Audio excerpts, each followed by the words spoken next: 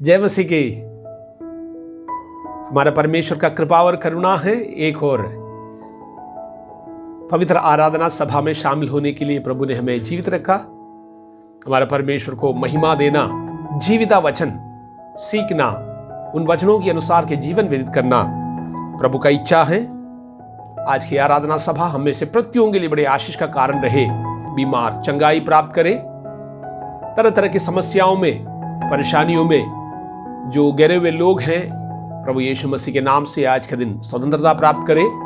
प्रभु का वचन हमारे हृदयों से, हमारे आमीन अंदर के मनुष्यत्व से बातचीत करे, एक नया परिवर्तन हमारे अंदर आए। आइए हम मिलकर प्रार्थना करें। आराधना से पूर्व अनुग्रहकारी ईश्वर के पिता धन्यवाद और स्तुति करते हैं। प्रभु तेरे लोगों पर तू करुणा करते हैं, कृपा करते हैं। हमारी एक भी प्रार्थना व्यर्थ नहीं जाएगा, क्योंकि परमेश्वर तू हमारे आंसुओं को भी कूपी में भरने वाला प्रभु है।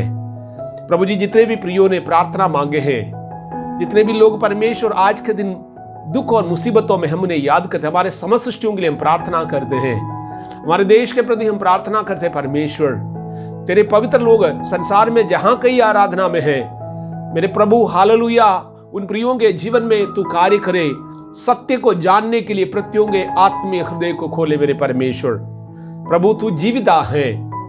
आसमान के नीचे, मनुष्यों के बीच में, पृथ्वी के ऊपर दिया गया दूसरा नाम है ही नहीं, मनुष्य उद्धार प्राप्त करे। प्रभु धन्यवाद, हमारे आत्मीय आंखों को आपने खोला है। हमारे देश के प्रति प्रार्थना करते, हर एक आत्मीय अंधकार यीशु मसीह के नाम से हमारे इस हालेलुया राष्ट्र से निकलने पाए। प्रभु जी हालेलुया, लोग आपस में एक दूसरे के आदर करने में, एक दूसरे से स्नेह करने में, एक दूसरे को अपने से ज्यादा श्रेष्ठ समझने में उनके अंदर हालेलुया परमेश्वर बदलाव करे। हमारे देश में जहां कहीं मतदान हो रहा है, परमेश्वर शांतिपूर्वक तरीके से प्रभु जी हालेलुया आपके इच्छा के अनुसार के नेतागण चुन के आए, जिससे कि इस देश के उन्नति हो, प्रत्येक के हालेलुया जीवन में खुशी आने पाए। आपके इच्छाओं के लिए परमेश्वर हम प्रत्येक बातों को समर्पण करके प्रार्थना करते हैं। मेरे परमेश्वर, हमारे आराधना आपको स्वीकार योग्य हो। प्रभु जी हालेलुया, आज के वचन के द्वारा आप हमसे बातचीत करेंगे। आपके पवित्र आत्मा वो हमारे हृदयों को आज परिवर्तित करेंगे।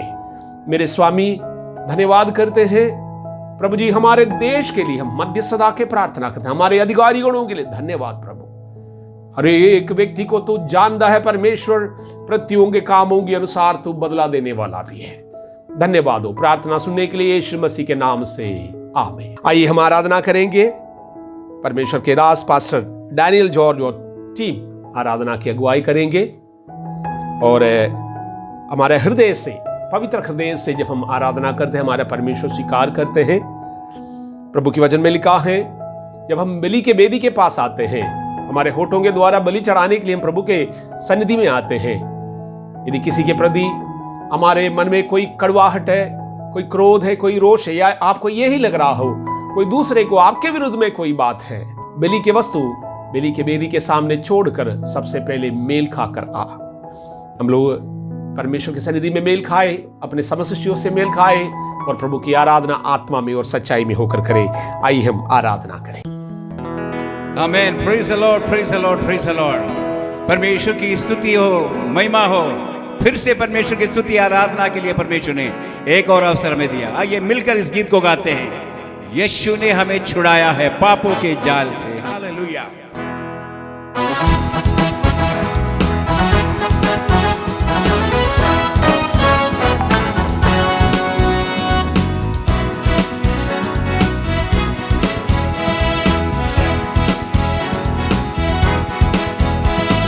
यीशु ने हमें छुड़ाया है पापों के जाल से। यीशु ने हमें बचाया है शैतान के जाल से। यीशु ने हमें छुड़ाया है पापों के जाल से। यीशु ने हमें बचाया है शैतान के जाल से। तो गाओ हालेलुया, तो गाओ हालेलुया, तो गाओ हालेलुया, तो गाओ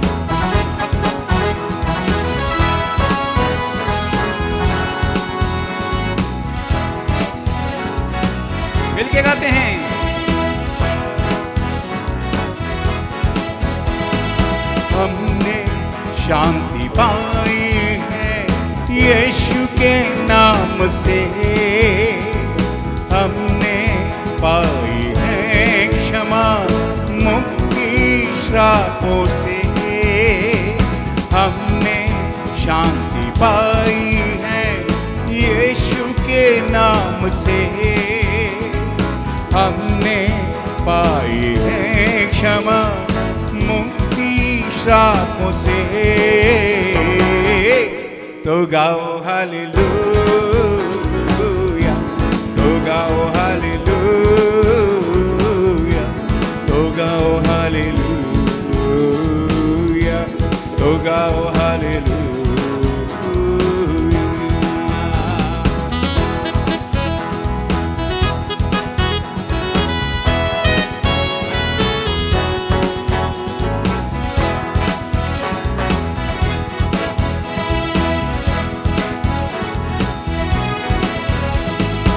अब हम न डरेंगे, यीशु जो साथ है, शैतान से हम लड़ेंगे यीशु के नाम से। अब हम न डरेंगे, यीशु जो साथ है, शैतान से हम लड़ेंगे यीशु के नाम से। तो गाओ हालेलुया, तो गाओ हालेलुया, तो गाओ हालेलुया, तो गाओ हालेलुया, तो गाओ हालेलुया, तो गाओ हालेलुया, तो गाओ हालेलुया, तो गाओ हालेलुया। शालोम शांति और सलाम लाएंगे आपके नाम, शालोम शांति और सलाम यही यीशु का पैगाम। शालोम शांति और सलाम लाएंगे आपके नाम, शालोम शांति और सलाम यही यीशु का पैगाम। तो गाओ हालेलुया, तो गाओ हालेलुया, तो गाओ हालेलुया, तो गाओ हालेलुया, तो गाओ हालेलुया, तो गाओ हालेलुया, तो गाओ हालेलुया, तो गाओ hallelujah. Praise the Lord, praise the Lord. Hallelujah. Thank you, Lord Jesus. We praise your name. Glory to God. धन्यवाद प्रभु जी, तेरे नाम की महिमा हो, तेरी स्तुति और आराधना हो परमेश्वर। Let's all together lift up the name of the Lord Jesus Christ this morning. He deserves all the glory and honor. Let's worship Him. Let's adore Him.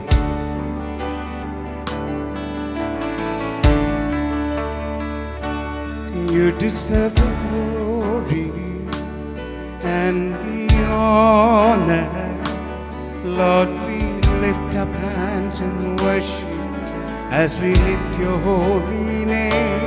You deserve the glory and the honor. Lord, we lift our hands in worship as we lift your holy name. You are great, you do miracles so great. There is no one else like you. There is no one else like you. You are great, you do miracles so great. There is no one else like you.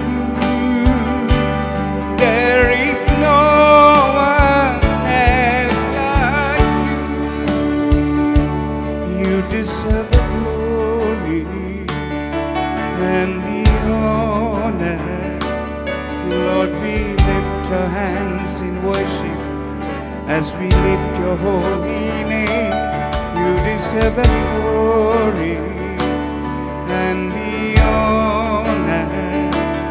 Lord, we lift our hands in worship as we lift your holy name. You are great, you do miracles so great. There is no one else like you. There is no one else like you. You are great, you do miracles so great. There is no one else like you. There is no one else like you. महिमा के तू काबिल और आदर के सजदा करते हम हाथ उठाकर तुझको देते महिमा महिमा के तू काबिल और आदर के सजदा करते हम हाथ उठाकर तुझको देते महिमा तू महान करता चमत्कार तेरे जैसा कोई नहीं तेरे जैसा कोई नहीं तू महान करता चमत्कार तेरे जैसा कोई नहीं तेरे जैसा कोई नहीं महिमा के तू काबिल और आदर के सजदा करते हम हाथ उठाकर तुझको देते महिमा महिमा के तू काबिल और आदर के सजदा करते हम हाथ उठाकर तुझको देते महिमा तू महान करता चमत्कार तेरे जैसा कोई नहीं तेरे जैसा कोई नहीं तू महान करता चमत्कार तेरे जैसा कोई नहीं तेरे जैसा कोई नहीं Hallelujah. Yes, Lord. Yes, Jesus. There is no one else like you. तेरे समान और कोई है ही नहीं तू ही आदर के महिमा के योग्य आराधना के योग्य केवल केवल यीशु मसीह ओ रिबाकाबा शांदा नारलिया Lord, we love you, Jesus. Blessed be the name of the Lord, Jesus Christ of Nazareth. Amen. Hallelujah. Thank you, Jesus.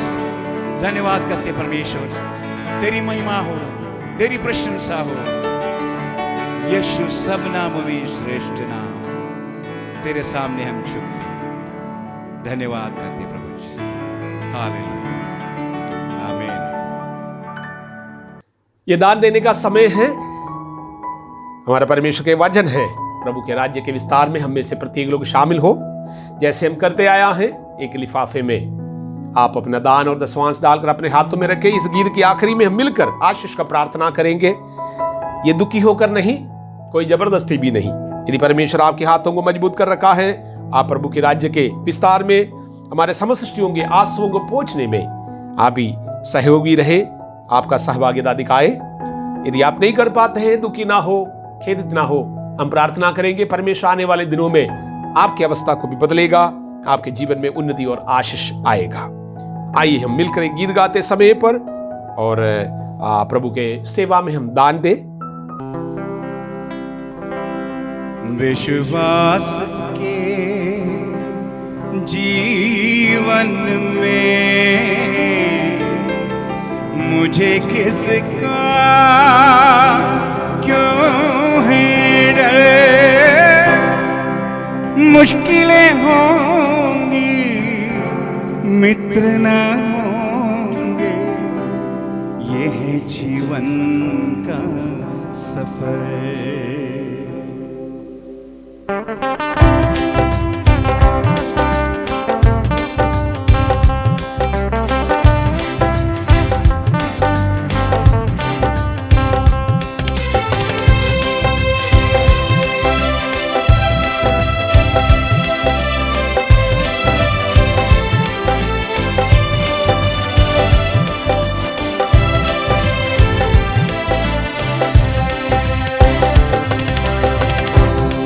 विश्वास के जीवन में मुझे किसका क्यों है डर? विश्वास के जीवन में मुझे किसका क्यों है डर? मुश्किलें होंगी मित्र न होंगे, ये है जीवन का सफर। मुश्किलें होंगी मित्र न होंगे, ये है जीवन का सफर। यीशु मेरे साथ है सदा,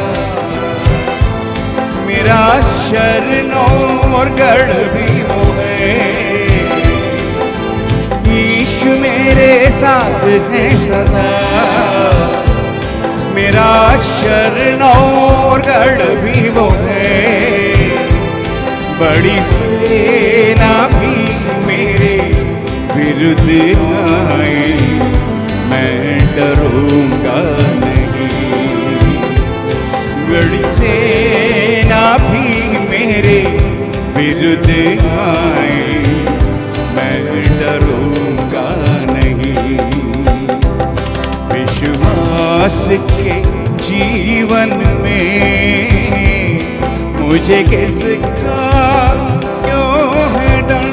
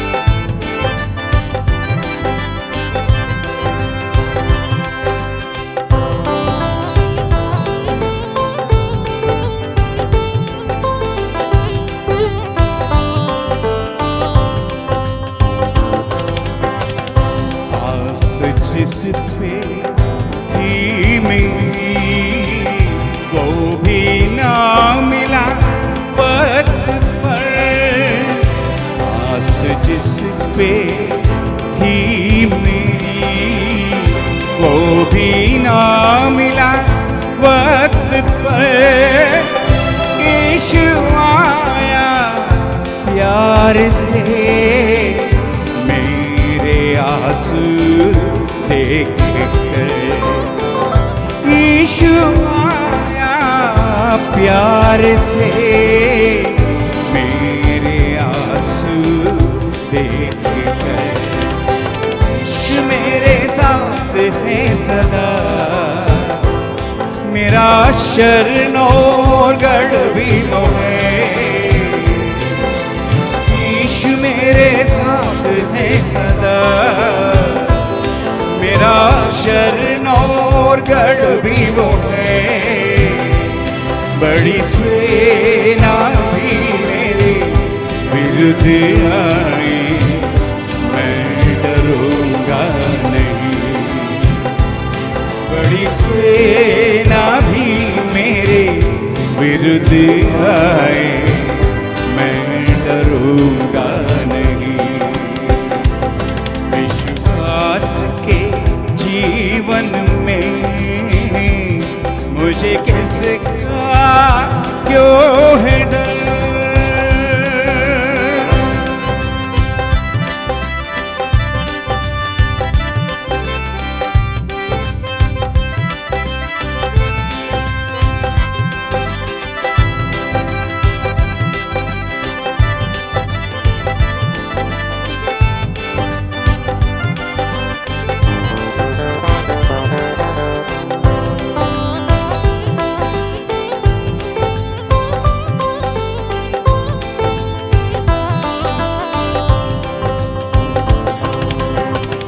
कल की चिंता क्यों मुझे, यीशु मेरे साथ सदा।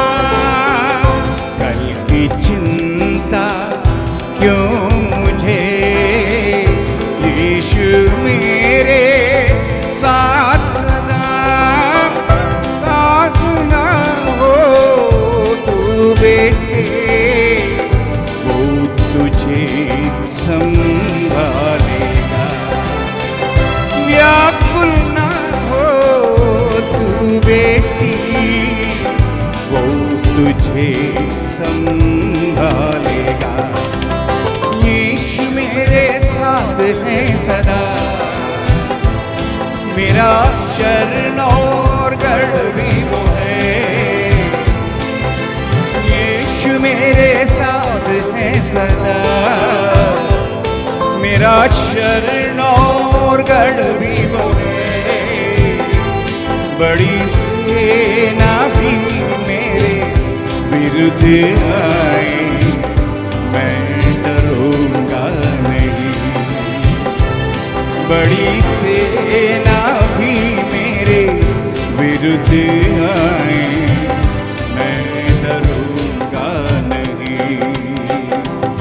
विश्वास के जीवन में मुझे किसका क्यों है डर। विश्वास के जीवन में मुझे किसका क्यों है डर। मुश्किलें होंगी मित्र न होंगे, ये जीवन का सफर।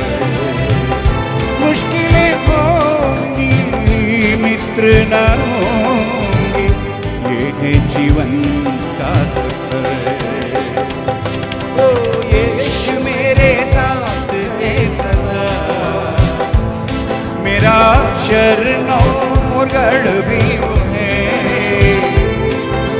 यीशु मेरे साथ है सदा, मेरा शरण और गढ़ भी वो है। बड़ी सेना भी मेरे विरुद्ध आई, मैं डरूंगा नहीं।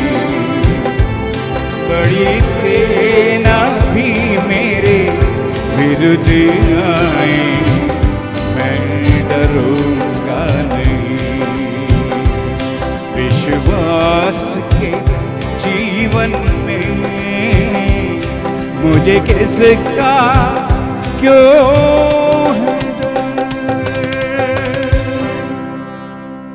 आमीन। आइए हम प्रार्थना करें। आप अपने लिफाफा अपने हाथों में उठाकर रखें। हम आशीष का प्रार्थना करें। अनुग्रहकारी स्वर्गीय पिता, तेरे लोगों के मेहनत तू जानता है परमेश्वर, इनकी अवस्था तू जानता है। कठिन परिश्रम करके प्रभु तेरे सन्निधि में प्रभु जी आपके सेवा के लिए जो भी दान दिया, दशमांश दिया, उठाने का भेंट चढ़ाया, प्रभु जी उत्तम जगह पर परमेश्वर, उत्तम जगह पर ये बीज के रूप में गिरने पाए, 30 गुना नहीं, 60 गुना नहीं, 100 गुना फलवंत होने पाए। दबा दबा कर, हिला हिला कर उमड़ता हुआ आशीष इन प्रियों को वापस प्राप्त होने पाए। आसमान के झरोखा प्रतियों के लिए तू खोल दे परमेश्वर। जो प्रिय लोग नहीं कर पाया प्रभु, हम जानते हैं वो प्रभु हमारे दान और दशवान से नहीं, आप अपने नाम के निमित्त हमारे जीवन में कार्य करता है। आप हमारे हर एक कमी गटियों को दूर करता है। आप हमसे स्नेह करता है। इसलिए प्रतियों की अवस्थाओं को तू परिवर्तित करे, प्रतियों के जीवन में उन्नति आए। प्रभु हम लोग लेने वाला नहीं, देने वाला रहने पाए। आमीन। ये हमारे लिए खुशी के बात माना जाएगा। धन्यवाद हो प्रभु, आप हमसे बातचीत करेंगे। आपके वचनों के द्वारा पवित्र आत्मा हमारे हृदय में परिवर्तन लाएंगे। प्रभु जी आपके वचन को ग्रहण करने के लिए हमारे आत्मीय हृदय को खोले परमेश्वर। जिन्हें छुटकारा चंगाई की जरूरत है, जितने भी प्रिय लोग प्रार्थना मांगे हैं, मेरे परमेश्वर उनमें से प्रतियों की अवस्थाओं के अनुसार तू कार्य करे, जरूरतों के अनुसार तू कार्य करे परमेश्वर। जितनों ने तेरे ओर ताका उसका मुंह कभी काला नहीं हुआ, ये आपका वचन है परमेश्वर। हम आपकी ओर ताकते हैं। मनुष्यों पर, प्रधानों पर हमारे कोई भरोसा नहीं। अपने स्वर्गीय परमेश्वर यीशु मसीह में हमारा विश्वास और भरोसा है। प्रार्थना सुनने के लिए धन्यवाद, यीशु मसीह के नाम से आमीन। जीवित परमेश्वर के सन्निधि में जीवन के वचन सुनने के लिए हम फिर से आया। ये वचन सुनकर हमारे जीवन में परिवर्तन अगर नहीं आते हैं, हम लोग ये समझे कि हमारे अंदर कहीं ना कहीं एक आत्मिक बीमारी है। वचन में जीवन है, इसलिए वचन प्रत्येक मनुष्यों के अवस्था बदल देता है, उनके स्वभाव बदल देता है। पवित्र आत्मा के लिए ऐसा कोई भी व्यक्ति नहीं है जो बहुत कठिन है, जिसके अंदर परिवर्तन नहीं ला सकता है या जिनके लिए कोई आश्चर्य कर्म नहीं कर सकते हैं। इतिहास में अनेकों लोगों के बारे में हम लोग पढ़ते हैं जो प्रभु के विरोध में चलते थे, लेकिन बाद में परमेश्वर के आत्मा के, परमेश्वर पवित्र आत्मा के अभिषेक के कारण जितना वो विरोधी रहा, उससे अधिक परमेश्वर के राज्य के लिए फायदेमंद साबित हुआ। आज हम परमेश्वर के वचन से कुछ बातों को सीखने जा रहा है। एक व्यक्ति जब परमेश्वर में आने के बाद अगर प्रभु के विधियों के विरुद्ध में चलते हैं, उनके जीवन में कितना भयानकता आ सकता है। मनुष्यों के न्याय के लिए परमेश्वर एक समय रखा है, भविष्यवाणी की एक अवधि है, उत्तम समय पर वो पूरा होगा। इस प्रकार हम प्रभु के वचन से पढ़ते हैं। प्रभु के प्रेम को और परमेश्वर के अनुग्रह को प्राप्त करने के बाद हमारे जीवन में ऐसे अनेकों बातें आता है। धीरे धीरे हम अपने कुछ स्वभावों के कारण परमेश्वर के सन्निधि से दूर चले जाते हैं। कई बार लोगों को मालूम भी नहीं चलता। आज हम उन लोगों के बारे में नहीं सीखने जा रहा हैं जो प्रभु को नहीं जानता, लेकिन आज हम सीखेंगे, हम परमेश्वर के वचन से सीखने की कोशिश करेंगे कि प्रभु को जानने के बाद ऐसे कौन कौन से बात हैं हमारे जीवन में जो हमें प्रभु के सन्निधि से दूर ले जाते हैं, अंत में बर्बाद होता है, आग के झील में चले जाते हैं। उदाहरण के रूप में हम एक व्यक्ति के जीवन के विषय में आज सीखेंगे, जितना समय है हमारे पास। प्रभु के वचनों में अनेकों लोगों के बारे में लिखा है और प्रत्येक बातों में हम ये देखते हैं प्रभु जबरदस्ती किसी को भी आत्मिक बनाने की कोशिश नहीं करता, क्योंकि मनुष्यों को स्वयं चुनने के अधिकार दिया है। इसलिए परमेश्वर जब किसी व्यक्ति को चुन लेता है अपनी इच्छा के लिए, तब भी परमेश्वर जबरदस्ती उस व्यक्ति से कोई काम नहीं कराएगा। बार बार उपदेश देगा, उससे कहेगा, पहला मनुष्य से लेकर परमेश्वर उनको मनुष्यों को जो अच्छा लगता है वो चुनने का पूरा अधिकार देने के कारण आज भी हमारे परमेश्वर हमें पूरा अधिकार दे रखा है। सही क्या है, गलत क्या है, उसका चुनाव करे और हमारे इच्छा के अनुसार के जीवन व्यतीत करे। लेकिन ये इस बात को याद रखे, हमारे प्रत्येक कामों के कारण एक दिन हम परमेश्वर के सामने खड़ा हो जाएंगे लेखा देने के लिए। पहला सामुएल और दूसरा सामुएल की पुस्तक में हम एक व्यक्ति के बारे में देखते हैं जिसका नाम है राजा सौल। अनेकों बार हम लोग सौल और दाऊद को उनके जीवन के विश्लेषण करता है और एक व्यक्ति के गिरने का कारण क्या रहा और दाऊद के जीवन के आमीन जीत का कारण क्या रहा, इस बात को हालेलुया हम लोग सीखने के लिए इन दो राजाओं के जीवन को दृष्टांत बनाते हैं। आज हम केवल राजा सौल के विषय में देखने जा रहा है। सब कुछ उनके हाथ में आने के बावजूद जो चीज मांगे नहीं दे प्रभु से, जिन बातों के बारे में कभी सोच भी नहीं सकता था, सोचा भी नहीं था, उसी समय पर कोई किसी प्रकार की योग्यता जब नहीं दे, उसी समय पर परमेश्वर सौल को बुलाकर अलग किया।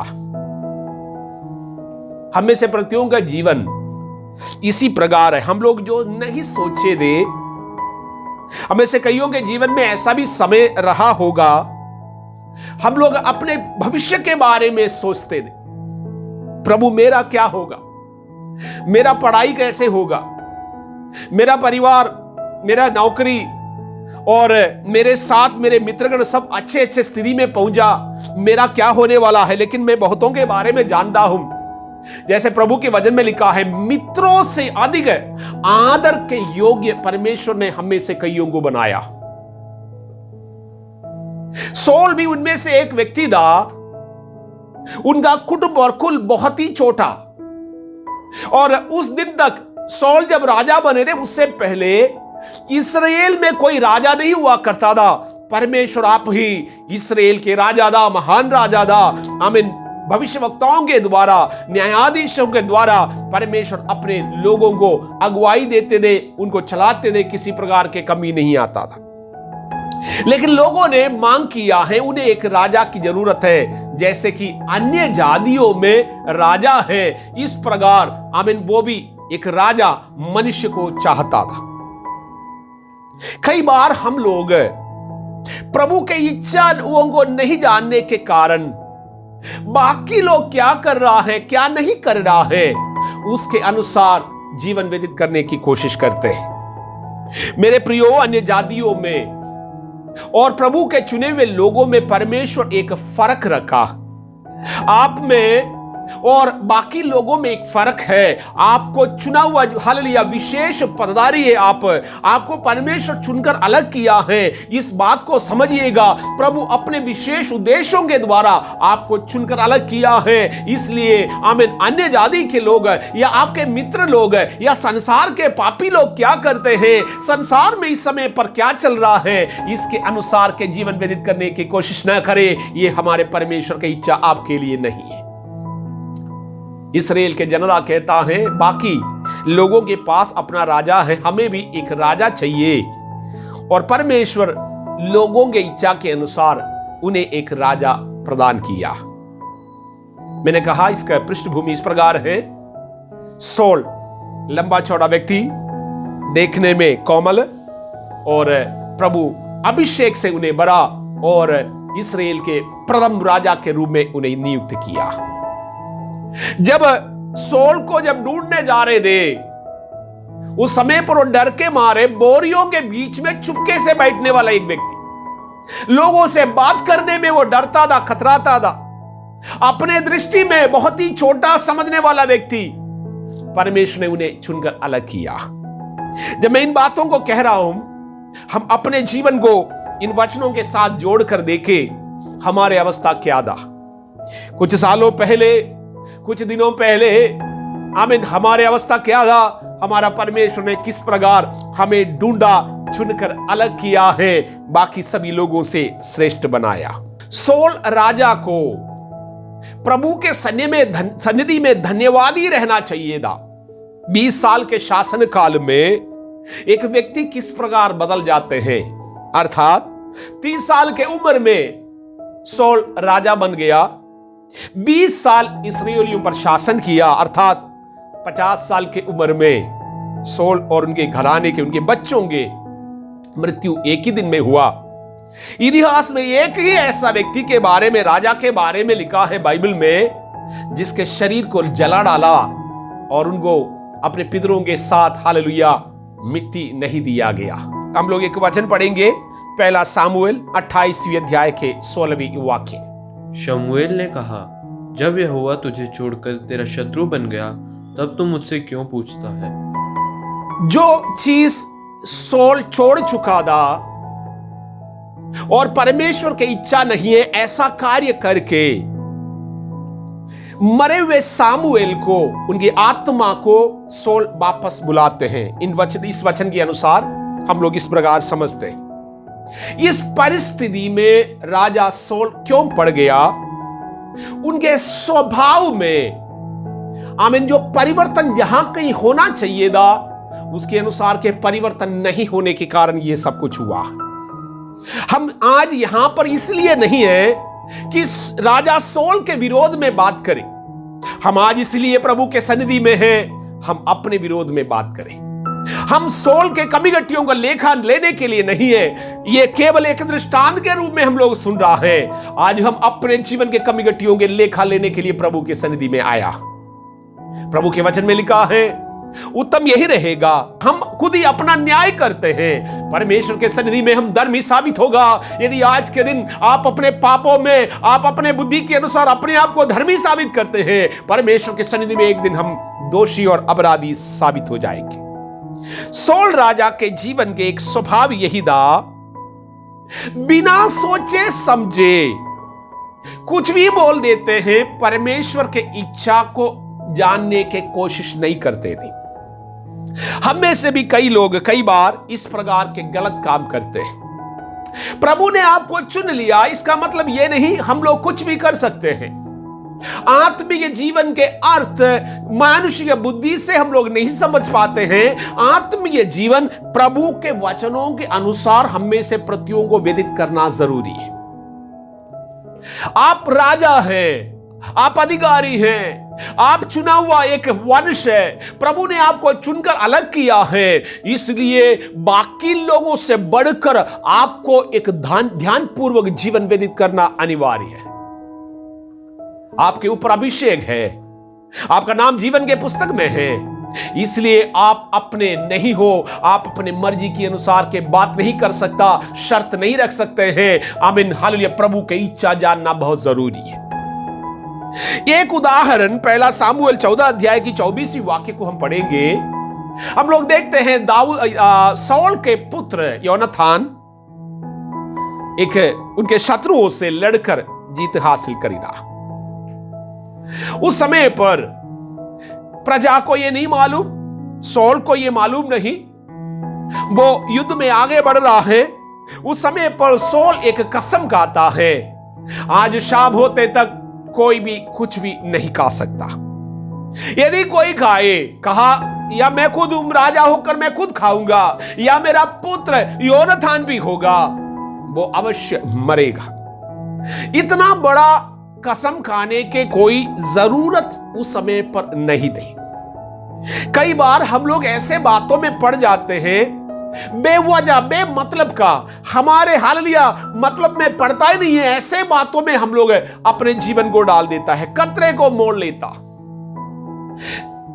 सौल राजा ने जो कसम गाया उसके विषय में योनाथान को मालूम नहीं था। वो और उनके साथी लोग आमीन कुछ हनी लेकर, मधु लेकर आमीन खाया है और बल पाया और अपने युद्ध में आगे बढ़े। कुछ समय के बाद ऐसा परिस्थिति हो गया, लोग युद्ध हारने लगा। उसका कारण जब पता लगाया, आमीन मालूम चला योनाथान इस कसम के विरुद्ध में मधु खाया। देखिए, एक अभिषिक्त व्यक्ति के मुंह से निकलने वाली बातें परमेश्वर सुनता। इसलिए हम लोग जहां बोलना नहीं चाहिए हमें नहीं बोलना, जहां पर चुप रहना चाहिए हमें चुप रहना। जीत के समय पर हम प्रभु को धन्यवाद दें, हार के समय पर हम परमेश्वर से पूछे, प्रभु मेरे जीवन में ऐसा क्यों हो रहा है। आप कसम खा के अपनी मानुषिक बुद्धि को इस्तेमाल करने जाएंगे, आमीन, फायदे की जगह पर नुकसान हमारे जीवन में आ सकता। सोल के जीवन के पराजय का पहला कारण, अनेकों कारण है, हम कोशिश करेंगे 7 कारण के विश्लेषण करने के लिए, लेकिन हालेलुया आप समझ जाए जहां प्रभु के लोगों को नहीं बोलना है, आमीन, हालेलुया, आप अपने बुद्धि युक्ति के अनुसार युद्ध जीतने की कोशिश ना करें, आपके परिस्थितियों के ऊपर जयवंत होने की कोशिश ना करें। प्रभु उस परिस्थिति में क्या चाहते हैं इस बात को आप जान जाए। हमारा परमेश्वर हर एक बातों के अधिकारी है। अगर आपको बुलाकर अलग किया है, आपको जयवंत बनाना भी प्रभु को मालूम है।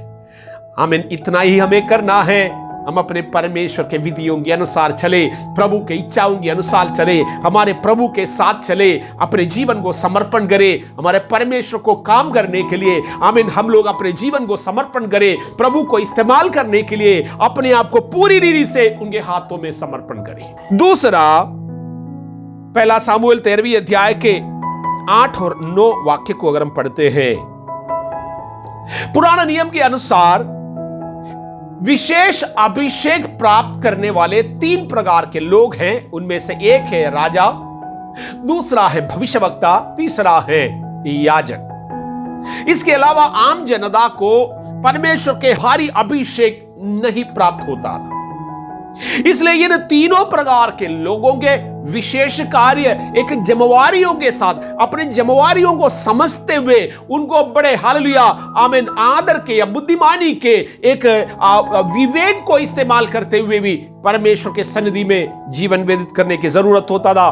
विश्वसता की और स्थिरता के जीवन व्यतीत करने की जरूरत होता था। सोल अपने शत्रुओं से लड़ने जा रहा, उससे पहले जहां प्रभु के लोग जाते हैं, प्रार्थना करके जाते हैं। पुराने नियम में राजा लोग जब युद्ध लड़ने जाते थे, उससे पहले आमीन पशुओं के जानवरों के बलि चढ़ाते थे। इस प्रकार पुराने नियम में विधियों में लिख करके उन्हें दिया गया था, इस प्रकार वो बलि चढ़ाते थे। लेकिन आज आप अपने अच्छे कार्य के लिए बलि चढ़ाने की जरूरत नहीं, दान चढ़ाने की जरूरत नहीं, आपको केवल परमेश्वर के सन्निधि में अपने पवित्र हृदय से केवल प्रार्थना करने की जरूरत है।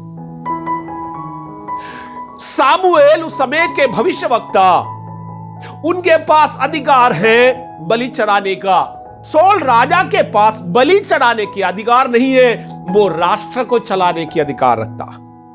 भविष्यवक्ता भविष्यवाणी करे, याजक याजकों के काम करे और राजा अपना काम करे। लेकिन सोल को लगा लोग सब परेशान हो रहा है उनकी आजू बाजू में, और सामुएल के मालूम नहीं कब तक आना होगा, और इसलिए वो कहता है होम बलि और मेल बलि के हालेलुया वस्तु मेरे पास लाओ। और इस प्रकार सोल राजा खुद ही जो उनके लिए नहीं करना चाहिए था, बलि चढ़ाकर परमेश्वर की सन्निधि में आमीन या परमेश्वर के दृष्टि में अब वो पापी अपने आप को साबित किया। कई बार हम अपने बुलाहट को नहीं समझने के कारण, प्रभु किस कार्य के लिए आपको चुनकर अलग किया है, हमें परमेश्वर कौन कौन सा कार्य करने के लिए बुलाया है, इसको नहीं समझते हुए मनुष्यों को प्रसन्न करने के लिए हम लोग कोशिश करते हैं। आत्मीय जीवन मनुष्यों को प्रसन्न करने के लिए नहीं, आत्मीय जीवन हमारे परमेश्वर को प्रसन्न करने का जीवन होता। लोग राजा को छोड़ करके जा रहे थे, उसको देखते हुए सोल आदेश देता। कई बार हो सकता है हमारे जीवन में अनेकों ऐसा परिस्थिति आएगा, आपको लगने लगेगा कि मेरा नुकसान होगा इसमें।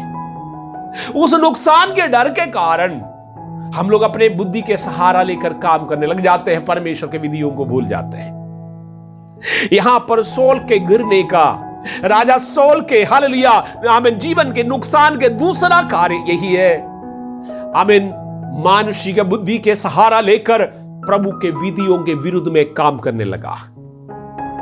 आज हम देखें कौन कौन सा ऐसा बात है, ऐसा एरिया है हमारे जीवन में अब मानुषीय भय से, मानुषीय भय के कारण आमीन बुद्धि का सहारा लेता। हमारा परमेश्वर हमारे पीछे नहीं आएगा। अनेकों बार मैं देख रहा हूं प्रभु बार बार मौका दे रहा है सौल राजा को सुधरने के लिए, अपने जीवन को सही करने के लिए।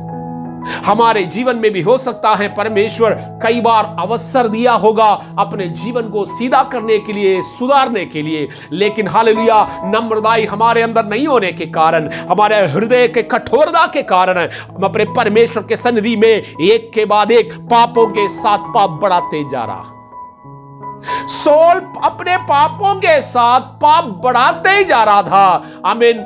पश्चाताप के कोई भी अवसर उनके जीवन में मिलने पर भी आमीन उन अवसरों के वो इस्तेमाल नहीं किया।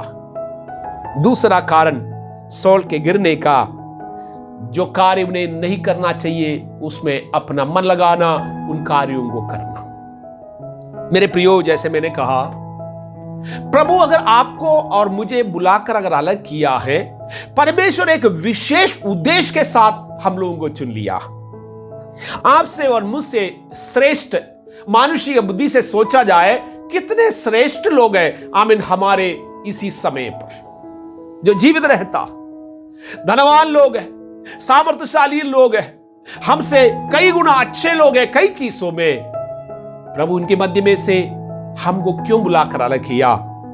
आमीन। इस अनुग्रह को हम ना भूलें, घमंड ना करें। हम घमंड की कोई बात है ही नहीं हमारे जीवन में। ये प्रभु का अनुग्रह है, हमारे श्रेष्ठता नहीं था, हमारे परमेश्वर के जीवित वचन समझने के लिए हमारे आत्मीय हृदय को हालेलुया प्रभु ने खोला। इसलिए नम्र रहे।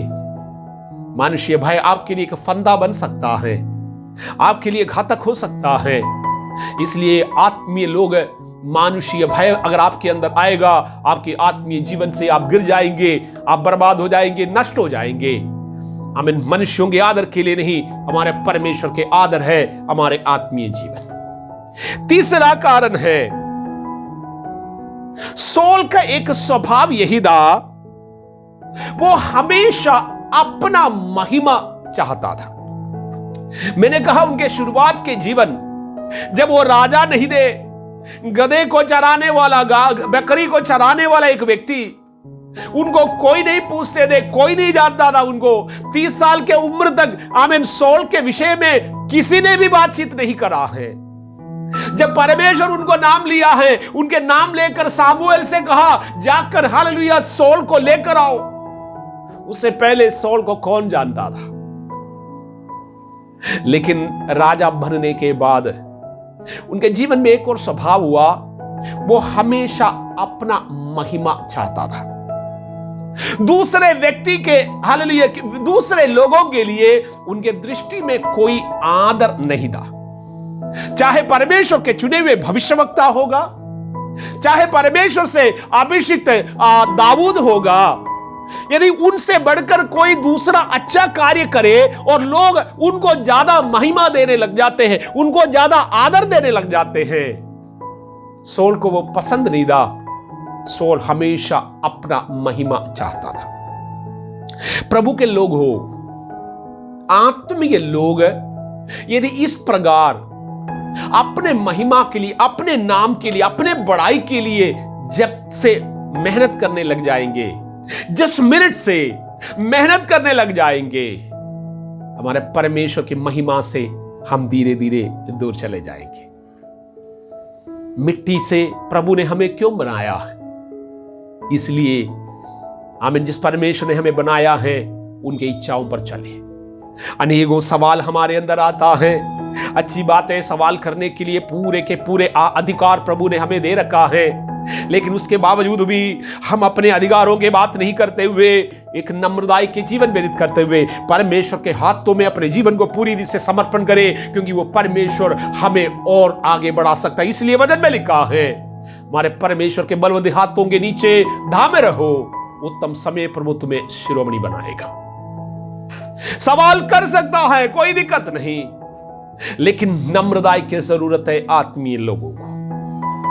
अपने महिमा के लिए कोई काम ना करे, उत्तम समय पर परमेश्वर आपको उठाकर खड़ा करेगा, क्योंकि आमीन कंगालों को घूरेपन से खड़ा करने वाला परमेश्वर है हमारा परमेश्वर। बाइबल में जितने भी नेताओं के, राजाओं के बारे में हम लोग सीखते हैं, पढ़ते हैं, उनमें से प्रत्येक को परमेश्वर अपनी इच्छा के लिए खड़ा किया। इनमें से अनेक लोग आमीन उनके जीवन में कभी उम्मीद नहीं कर सकता था, सोचने से, समझने से अधिक आशीषों से उनके जीवन को परमेश्वर ने हालेलुया तृप्त किया। हम लोग अपना महत्वाकांक्षी ना रहे, अपनी बड़ाई के लिए कोई कार्य नहीं, आत्मीयता आमीन आपके बड़ाई के लिए नहीं, आपकी आत्मीयता हमारा परमेश्वर के नाम की महिमा के लिए रहे। ये सब चीज से एक के बाद ये एक सौल राजा के जीवन में हालेलुया शुरू होता गया। इसलिए मैंने कहा यदि आज के दिन हमारे जीवन में इनमें से किसी प्रकार के कमी घटी है, हमारे परमेश्वर के सन्निधि में माफी मांगने का एक समय है। चौथी बात है, पहला सामुएल 22वें अध्याय की 17 और 18वीं वाक्य को अगर हम पढ़ते हैं, वहां लिखा है सौल राजा दाऊद के विरुद्ध में चल रहे थे, क्योंकि सौल को पता लगा कि परमेश्वर दाऊद को राजा बनाने वाला है।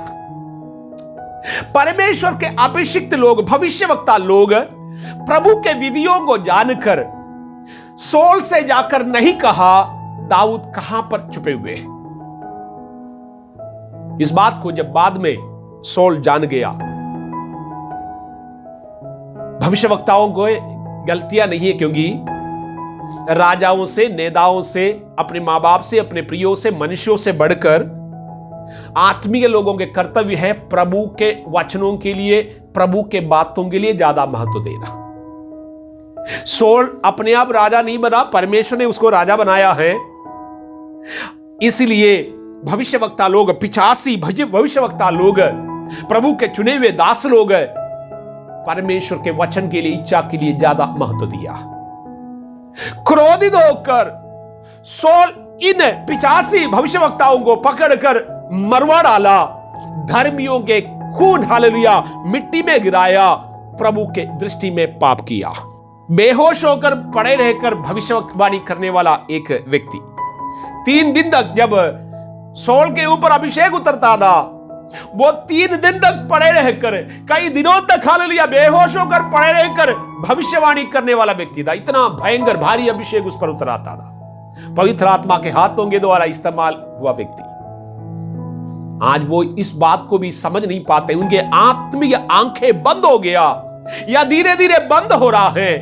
प्रभु के भविष्यवक्ताओं को मार डाला है, सौल हत्यारा बन गया।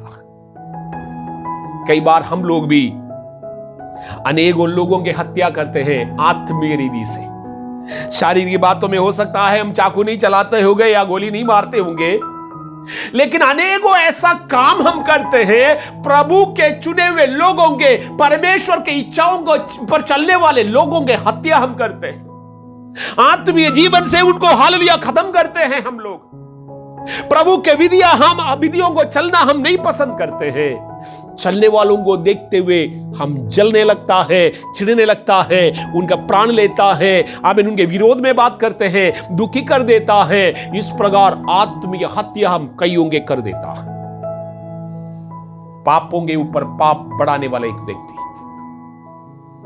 प्रभु के विधियों को जानने वाला एक व्यक्ति, हमारे जीवन में भी ऐसा अनेकों समस्या आज के दिन आ सकता है। एक आत्मीय लड़ाई में शैतान आपको गिराने के लिए अनेकों ऐसे चीजें लेकर आते हैं। प्रभु के विधियों पर चलने वालों के विरोध में हम लोग चलते हैं। प्रभु के सन्निधि से गिरने का आमीन एक कारण यही है। 5वीं बात ही है, पहला सामुएल 17वीं अध्याय में लिखा है, गोलियत नाम का एक व्यक्ति, शूरवीर, लंबा चौड़ा, इस्राएल के एक भी ऐसा पुरुष नहीं थे गोलियत को हरा पाता था। कई दिनों तक डर के मारे इस्राएल के जनता बैठे हैं। छोटा सा बालक दाऊद आया, एक पत्थर से गोलियत को मार गिराया। हम लोग प्रभु के वचन से अनेकों बार ये सीख चुके हैं, और वहां के जनता इन बातों को देखा, और उसके बाद दाऊद के द्वारा अनेकों जीत सौल राजा को परमेश्वर ने दिलाया। उनको खुश होना चाहिए, उनके सेना में या उनके देश में एक ऐसा लड़का है जिनका उम्र बहुत ज्यादा नहीं है, वो किसी से भी, हालेलुया, किसी को भी हराकर जीत हासिल कर सकता है।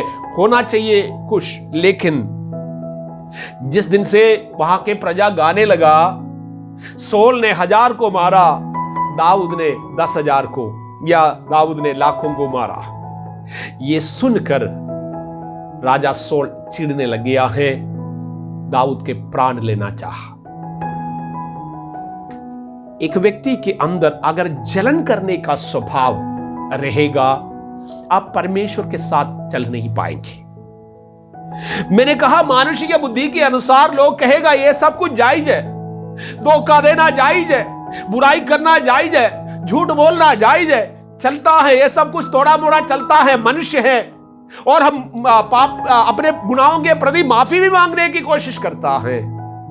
लेकिन मेरे प्रियो, प्रभु के वचन आपके अंदर इस प्रकार के परिवर्तन नहीं लाते हैं। जलन के आत्मा यदि आपके अंदर से नहीं निकलता है, आप 2 स्वामियों को एक साथ प्रसन्न कर नहीं सकता। अगर आप परमेश्वर के हैं, आप परमेश्वर को प्रसन्न करेंगे। अगर आप प्रभु के विधियों पर नहीं है, आमीन, आप परमेश्वर के विरोध में चलने वाले हैं। 2 स्वामियों की आराधना एक साथ नहीं होता है। जलन,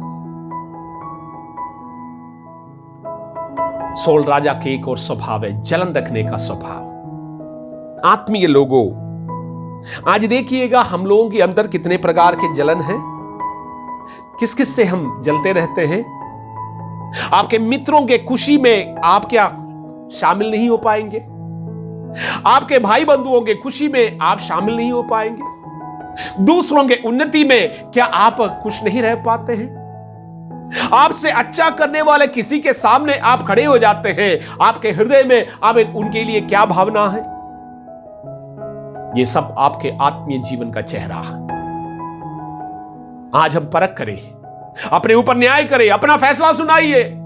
यदि कमी घटी है तो हालेलुया, आज ठीक करने का समय फिर से हमारा परमेश्वर आपको दे रहा है। न्यायासन के सामने जब खड़े हो जाएंगे, आपको समय नहीं मिलेगा, केवल फैसला सुना दिया जाएगा। उस दिन केवल फैसला सुना दिया जाएगा, आप डिफेंड नहीं कर पाएंगे। अगर आप प्रभु के हैं, जीवन के पुस्तक में नाम लिखे हैं आपका, हमारे अंदर के जलन के स्वभाव को हम दूर करें। जितने भी लोग जलन रखता था, उन सबके जीवन में तबाही आया। साउल का अगला 6वां एक स्वभाव है परमेश्वर के अनाज्ञाकारी रहना और ग्रीड रखना, लालच करना। अनाज्ञाकारिता और लालच, या हम ये भी कह सकता है प्रभु के बातों को बिल्कुल मानना ही नहीं है। परमेश्वर ने सौल से कहा उनके शत्रु अमालेकियों को खत्म करे, और वहां के पुरुष, स्त्री, बच्चे, गाय, गधे, भैंस और जितने भी जानवर है सब कुछ खत्म करना, क्योंकि उनके पाप बहुत ही बड़े। कई बार लोगों के दिमाग में इस प्रकार के सवाल आता है, क्या परमेश्वर मारने वाला है? हमारा परमेश्वर मारने वाला नहीं है। हमारा परमेश्वर विधियों पर चलता है, उनका कानून पहले से लिखा है। यदि प्रभु के इच्छा के अनुसार नहीं चलेंगे, मृत्यु को हम स्वयं बुलाते हैं। उदाहरण के हिसाब से एक दिन हम लोग एक वीडियो में देख रहा था। उस वीडियो में 3-4 लोगों को एक चौराहे पर सबके सामने फांसी दे रहा है। एक मुस्लिम राष्ट्र में यह हो रहा था। उस वीडियो को देखने से तरस भी आता है और ऐसे लगने लगता था ये कितना दुष्ट लोग हैं, चौराहे पर 4 लोगों को फांसी पर लटका रहा। लेकिन मुझे उसका कारण मालूम नहीं था, क्यों उनके साथ ऐसे किया जा रहा था। किसी को भी जब ये देखेंगे, अंदर ही अंदर आपकी आत्मा रोएंगे, बुरा लगेगा, खराब लगेगा। 4 नौजवानों को चौराहे पर आमीन, सबके सामने पथराव कर रहा है, कुछ लोग तूक रहा है, मार रहा है और अंत में उसको फांसी पर चढ़ाया या उसको गोली मार दिया, ऐसे भी समझे सबके सामने। लेकिन बाद में पता लगा उन लोगों के साथ इसलिए करा गया, वो चारों लोग गुनहगार हैं। आमीन, एक लड़की के अपहरण करके बलात्कार करने के कारण उनके ऊपर ये दंड आया। देखिए, जब हमें पता नहीं है क्यों ये चीज उनके साथ हो रहा है, हमें जब मालूम नहीं चलता है कि ये उनके पापों के कारण अपने ऊपर दंड ला रहा है, हम लोग जो सजा दे रहा है उसको बुरा भला कहने लग जाते हैं। उस देश में पहले से कानून लिख करके रखा है, लड़कियों की अपहरण अगर करेंगे या लड़कियों के साथ अगर कोई अनुचित काम करेंगे, महिलाओं के साथ आमीन हालेलुया कुकर्म करेंगे, उसको फांसी पर चढ़ा दिया जाएगा, उनको हालेलुया सजाए मौत दिया जाएगा। इस प्रकार प्रभु अपने कानून पहले से अपने लोगों को दिया है। जो उन विधियों के विरुद्ध में चलेगा वो स्वयं मृत्यु को अपने ऊपर लाते। ये चारों नौजवान उनके कामों के कारण मृत्यु को अपने ऊपर बुलाया। उस देश में और भी अनेकों नौजवान हैं, उनके ऊपर वो मृत्यु के दंड नहीं आ रहा। इन चारों के ऊपर क्यों? इसलिए वे अपने अनुचित कामों से, पाप के स्वभावों से, कुकर्म से मृत्यु को न्योता दिया है, उनके ऊपर मृत्यु बुला लाया। हमारा परमेश्वर मारने वाला नहीं है, वो अपने कामों के अनुसार न्याय करने वाला। अमालेकी लोग इस्राएलियों के संबंध में आता है, रिश्ते में आता।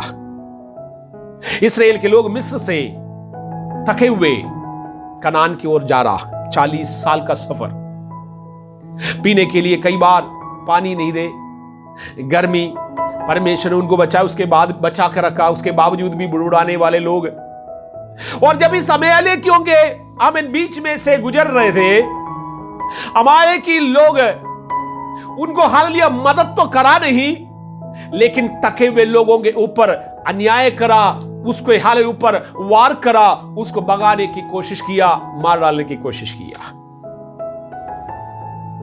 रिश्तेदार होकर मदद तो करना चाहिए था, लेकिन करा नहीं और उल्टा उनके नुकसान के काम भी करे। परमेश्वर ने सौल से कहा, तू अमालेकियों को बदला लेना, क्योंकि वो मृत्यु को बुलाया है, उनके ऊपर मृत्यु का दंड है, क्योंकि आमीन थके हुए लोग हैं, उनके लिए किसी भी रीति से कोई हानिकारक नहीं दे, ऐसे लोगों पर आमीन अत्याचार करना वो मृत्यु को बुलावा देने का बराबर है। और कहा, तू वहां के एक भी चीज नहीं लेकर आई हो, छोड़ देना, एक भी चीज से नहीं ले आना। सौल को भी पता है, उसने जो मांगा है, नहीं मांगा है, उससे बढ़कर परमेश्वर दे सकता है, देने वाला है, और उनके जीवन का अनुभव है। उसको चोरी करने का या अन्याय के लूटपाट करने की जरूरत नहीं है। लूट में से एक भी चीज अपने हालेलुया राष्ट्र में नहीं लेकर आना, इस प्रकार विशेष कहा था। लेकिन सौल अनाज्ञाकारी रहा। आमीन, वो लालच के मारे वहां के अच्छे अच्छे भेड़ बकरियों को लेकर के वो अपने राष्ट्र में आ गया। तब सामुएल पूछता है, बातों को मानना आमीन हालेलुया भेड़ बकरियों की बलियों से कितना उत्तम है। एक व्यक्ति का स्वभाव, आपका स्वभाव, क्या आप अनाज्ञाकारिता के जीवन व्यतीत करते हैं? सौल को उस पद से क्यों हटाया? सौल को और उनके संतानों को एक ही दिन मृत्यु क्यों हालेलुया झेलना पड़ा? क्यों वो मरे हैं? इसलिए उनके खुद के हालेलुया पापों के कारण। अगला एक और सबसे भयानक बात मैं कहना चाहता हूं, सबसे भयानक, जो चीजें छोड़ चुका है उसको वापस अपने जीवन में लाना। 7वीं बात है, एक के बाद एक पाप के स्वभाव में चलकर राजा सौल परमेश्वर के सन्निधि से दूर हुआ, दुष्ट आत्मा उसको घेर लिया। सामुएल के मृत्यु हुआ, परमेश्वर के दासों को, 85 दासों को आमीन एक ही दिन में सौल मरवा डाला, और बाकी सब डर के मारे भाग गया है। परमेश्वर के बातों को, वचनों को सुनाने वाला कोई भविष्यवक्ता नहीं रहा। सौल जब राजा बने थे, उनके देश में जितना भी जादूगरी करने वाले, ठोना टोट करने वाले, सबको हालेलुया खत्म किया था। आमीन। इस प्रकार के आदेश जारी किया था, इस देश में आमीन जादूगिरी करने वाला, ठोना टोट करने वाला कोई नहीं बचना चाहिए। लोगों ने राजा के डर के मारे सब कुछ बंद किया। जो छोड़े हुए बातें, मना किए हुए बातें, स्वयं त्यागो वो चीजें वापस राजा सौल बुलाते। वो कहता है आमीन, सामुएल के मृत्यु हुआ, परमेश्वर के विधियों को पूछने वाला, प्रभु के और राजा के मध्य में हालेलुया आमीन मध्य सदा करने वाला कोई नहीं बचा। और राजा स्वयं दुष्ट आत्मा से ग्रसित है। उनके पापों के कारण वो प्रभु से हालेलुया आमीन उनके कोई बातचीत नहीं है। वो एक जादू करने वाली, आमीन ठोना करने वाली महिला को ढूंढवाता है और उससे मरे हुए सामुएल को वापस बुलवा रहा है। सामुएल के आत्मा को वापस बुला रहा। और सामुएल वापस आया शैतान के ताकत से मरे हुए एक व्यक्ति के कारण है। सामुएल इस प्रकार कहा, तूने मेरे नींद को भंग कराया, इसलिए कल के दिन तू और तेरे संतान मेरे साथ रहेंगे। जैसे सामुएल ने कहा ऐसा ही हुआ। उसी के अगले दिन राजा सौल और उनके बच्चे आमीन मर गया। मैं यहां क्या कहना चाहता हूं, जिन चीजों को छोड़े हैं, जैसे प्रकाशित वाक्य में भी लिखा है, कुत्ते ऐसा करता है जो उल्टी के लिए मोड़ता है, उल्टी चाटने के लिए मोड़ता है। यदि प्रभु के लोग बीते हुए दिनों में जो बातें, जो चीजें छोड़े हैं आपने, प्रभु के इच्छा के विरुद्ध में, आमीन जो चीजें परमेश्वर के मर्जी नहीं था, हम उद्धार वाले दिन, वचन जिस दिन हमने ग्रहण किया, वो सब कुछ हम लोग छोड़ दिया। लेकिन भविष्यवक्ता नहीं रहा, सामुएल नहीं रहा, अकेला पड़ गया। पापों के संज्ञा इतना बढ़ गया खुद के जीवन में, जो चीज छोड़ चुके हैं वापस उसी को ढूंढने के लिए हम जा रहा है। एक आत्मीय व्यक्ति को अभिषेक से गिराने का, उनको जिस बुलाहट के साथ बुलाया है उस बुलाहट से गिराने का, इससे बड़ा कौन सा चीज चाहिए? अंधकार के सामर्थ के हाथों में अपने आप को बेच देना बहुत ही भयंकर समस्या है, बहुत ही खतरनाक स्थिति है।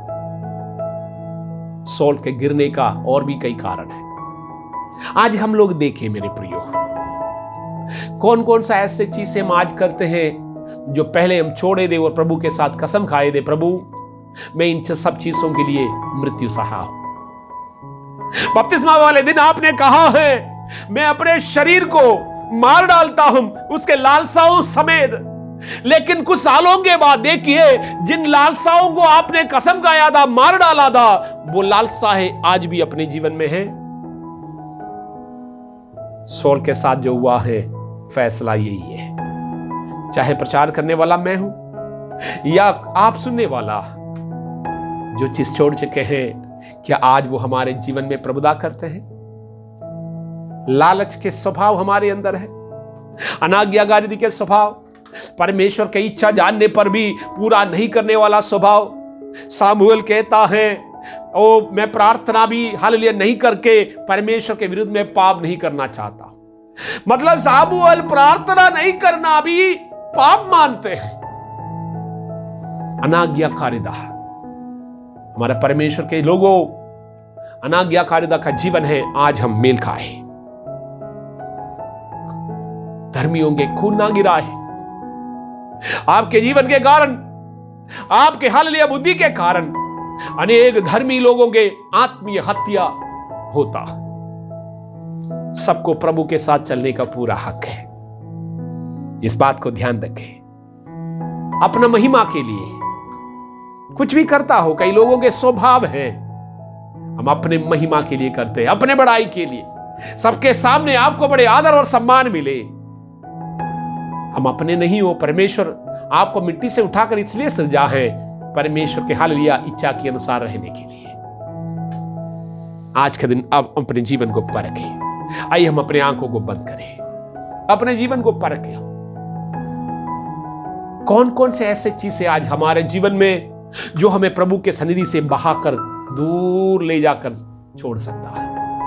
कौन कौन से ऐसा चीज से दुष्ट आत्मा आपके जीवन में प्रभुता कर सकता है? आप महत्वाकांक्षी है, अपना महत्वाकांक्षी है, आप हालेलुया अनाज्ञाकारी का जीवन व्यतीत करते हैं, आप जलन रखने वाला व्यक्ति है, दूसरों के खुशी में आप खुश नहीं हो सकते हो। प्रभु जिस कार्य के लिए आपको बुलाया, प्रभु के हृदय की इच्छा जानने की कोशिश करते हैं, छोड़े हुए बातों को आमीन वापस ढूंढने वाला व्यक्ति है आप। 20 साल के आत्मीय जीवन के बाद राजपद से हटाया गया सौल को राजपद से हटाया गया, उनके हालेलुया प्राण चला गया, उनके खानदान के बड़े नुकसान हुआ, बड़े बेइज्जती है। कारण एक व्यक्ति, चुने हुए व्यक्ति जब पाप में गिरता है, चुने हुए लोग जब पाप करते हैं, आपके लिए और बहुतों के लिए वो बहुतों के लिए घातक साबित हो सकता है।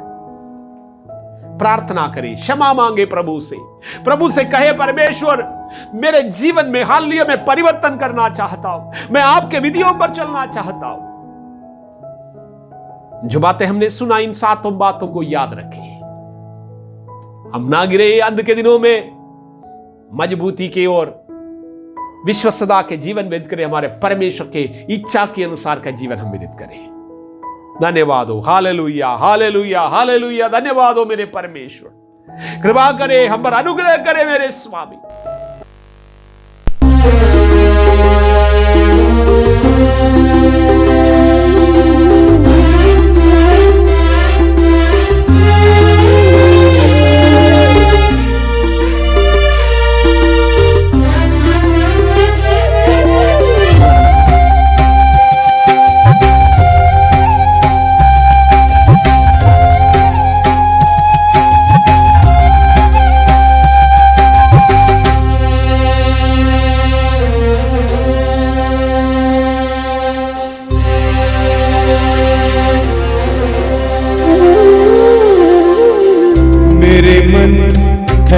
तो व्याकुल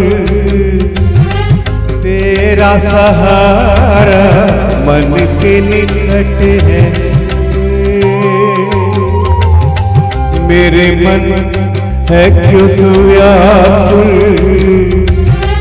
तेरा सहारा मन के निकट है।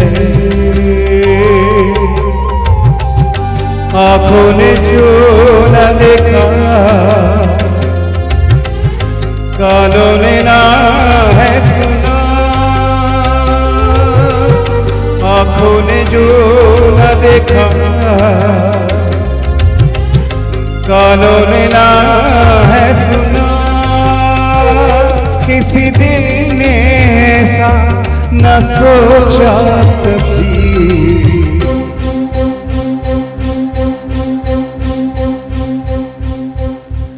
अपने खजाने से बारिश जैसी आशीष हमेशा तुझको देगा, मेरे मन है क्यों तो व्याकुल तेरा सहारा मन के निकट है।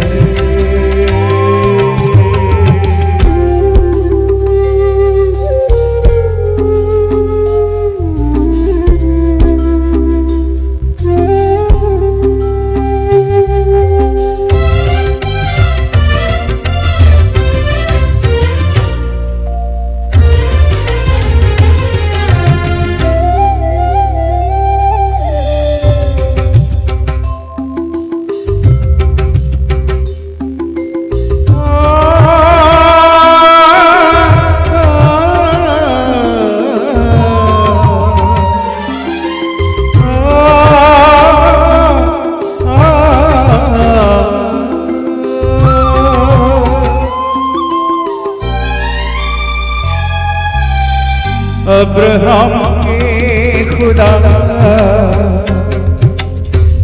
इसहाक के खुदा, अब्राहम के खुदा, इसहाक के खुदा ने यूसुफ को ले जाकर मिस्र देश में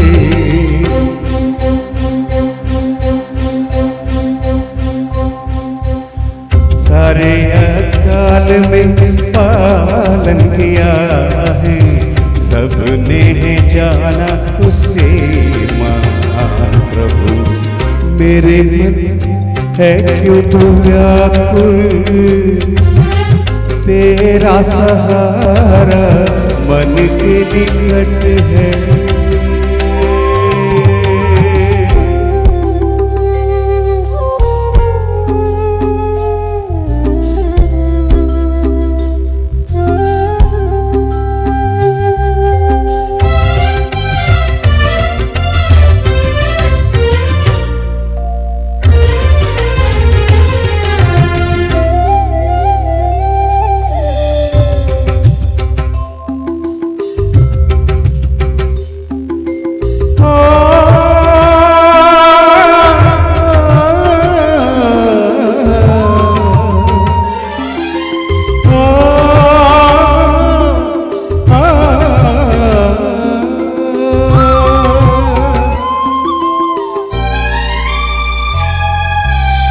सनातन परमेश्वर के आशीषों के भंडार, सनातन परमेश्वर के आशीषों के भंडार, तेरे मांगने पर खोलेगा जरूर से।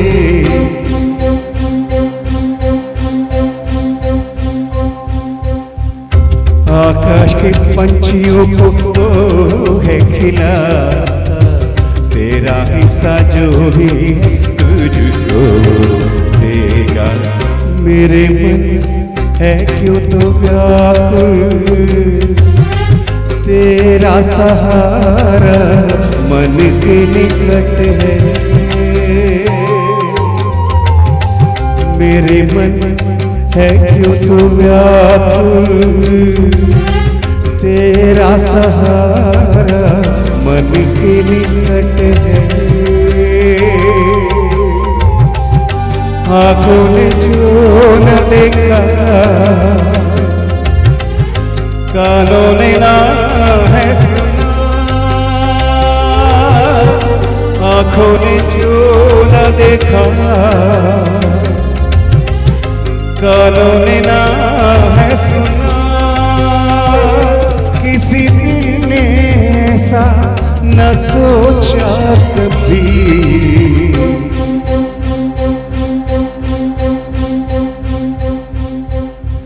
अपने खजाने से बारिश जैसी आशीष हमेशा तुझको देगा। मेरे मन है क्यों तो व्याकुल, तेरा सहारा मन के निकट है। प्रार्थना करें। स्वर्गीय पिता परमेश्वर, आपके वचनों के लिए धन्यवाद। तूने हमें चुनकर अलग किया प्रभु, हम तेरे विधियों पर चलने पाए। हम नहीं नाश होना चाहते, हम बर्बाद नहीं होना चाहते। आज के दिन हम अपने आप को फैसला सुनाना चाहते प्रभु, अपने जीवन के विषय में कमी गट्टियों को जांच कर प्रभु जी एक नया मनुष्य तो हम बनना चाहते प्रभु। तेरे अभिषेक हमें दे। ओ दुष्ट आत्मा से हालेलुया ग्रसित नहीं होने पाए, हम में से कोई भी अंधकार के हाथों में फंसने न पाए परमेश्वर। अनेक लोग बीमारियों में इसलिए हैं, अनुचित चाल चलन, अनेक लोग बर्बाद इसलिए हैं, वो प्रभु के विधियों को जानने पर भी प्रभु आपके महिमा और आमीन हालेलुया आदर नहीं करते हैं। अनेकों पर श्राप इसलिए है, हमें मालूम है प्रभु, वो तेरे बुलाहटों को वो नहीं समझते हुए प्रभु बेवजह आमीन अपने बुद्धि के सहारा लेकर आमीन वो कतरों को मोड़ लेता है। कृपा करे, कृपा करे, कृपा करे। ये वचन हमारे जीवन में कार्य करे, आपकी आगमन तक हम सुरक्षित रहने पाए, पवित्र रहने पाए, धार्मिकता के जीवन व्यतीत करने पाए। महिमा आदर जलाल हम आपको देते हैं यीशु मसीह के नाम से, आमीन। अब हमारा पिता परमेश्वर का प्रेम, यीशु मसीह का अनुग्रह, पवित्र आत्मा परमेश्वर का संगति और सौभाग्य दा अब से लेकर यीशु मसीह के दूसरे आगमन तक हम में से प्रत्येक के साथ होती रहे। आमीन। मैं विश्वास करता हूं इन वचनों के द्वारा परमेश्वर में से प्रत्येक को आशीष देगा, वचनों के अनुसार हमारा जीवन रहने पाए। कुछ सूचना, हमारे फेसबुक चैनल और यूट्यूब चैनल अभी तक आप सब्सक्राइब नहीं करे हैं, लाइक नहीं करे तो आप करें, जिससे कि अनेकों तक जीवित परमेश्वर के वचन हम लोग पहुंचा पाएंगे। हर रोज सुबह सोमवार से लेकर शनिवार तक सुबह 8 बजे आज की रोटी नाम कार्यक्रम चलता है। सभी लोग उसको देखें, उस कार्यक्रम में शामिल हो, दूसरे लोगों को भी उसका लिंक भेजे, शेयर करें। प्रत्येक प्रिय लोग प्रभु के वचन इस रीति से सीखे समझे, हमारे परमेश्वर की सन्निधि में एक निष्कलंक और निर्दोषता के जीवन व्यतीत करने पाए। आप सब लोग सुरक्षित रहे। प्रभु आपको आशीष दे।